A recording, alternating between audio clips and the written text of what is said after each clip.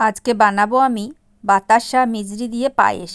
তো সেই জন্য 100 গ্রাম চালের জন্য 50 গ্রাম বাতাসা, লাল বাতাসা আর 50 গ্রাম মিজরি নিয়েছি, একটু কাজু কিশমিশ নিয়েছি। এখানে 1 লিটার দুধ নিয়েছি, দুধের মধ্যে চালটি দিয়ে দিলাম, তার সাথে দুটো এলাচ ফাটিয়ে দিয়ে দেবো। তো অনেকক্ষণ ধরে ফুটিয়ে নেব। ফোটাতে ফোটাতে কিন্তু চালটা সেদ্ধ হয়ে এসছে। গোবিন্দভোগ চাল দিয়েছিলাম 100 গ্রাম।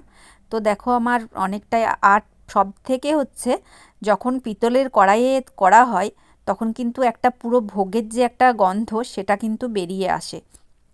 এবার সেদ্ধ হয়ে যাওয়ার পরে কিন্তু আমি কাজু কিশমিশ আর মিজরি বাতাসাটাকে দিয়ে বেশ কিছুক্ষণ ফোটাবো।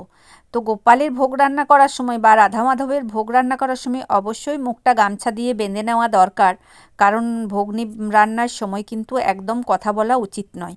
তো আমি কিন্তু করি না, অনেকেই শুনেছি তারাও কিন্তু করে না, এটা নাকি নিয়ম। আর সত্যি এটার কারণও আছে। দেখো ফুটে এসছে অনেকটাই। এবার গ্যাসটাকে আমি বন্ধ করে ঠান্ডা করে নিলাম।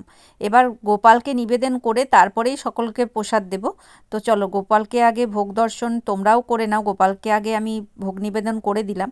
তো আজকের ভিডিওটা এখানেই শেষ করছি। সকলে ভালো থাকবে, সুস্থ থাকবে। আর সকলে একবার বলো জয় জয় গোপাল। গোপাল যেন সকলকে ভালো রাখে, এটুকুই প্রার্থনা।